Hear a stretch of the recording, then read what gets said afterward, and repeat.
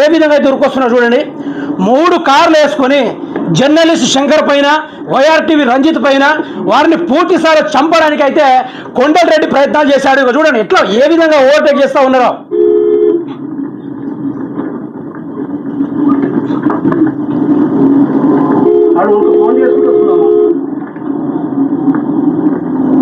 ఒకే ఒక్కడు సినిమా చూశారు కదా, అందులో మహేష్ బాబు హీరోయిన్ లేకపోతాడు కదా, అప్పుడు ప్రకాష్ రాజ్ ఏ విధంగా అయితే కత్తులతోటి కార్లు ఊపుకుంటూ వస్తాడో అదే విధంగా చూడండి ఇంత గ్యాప్ ఇవ్వకుండా, బస్సులు చూడకుండా, సైడ్ కారు చూడకుండా సమ్మ కొట్టుకుంటూ వస్తూనే ఉన్నాడు.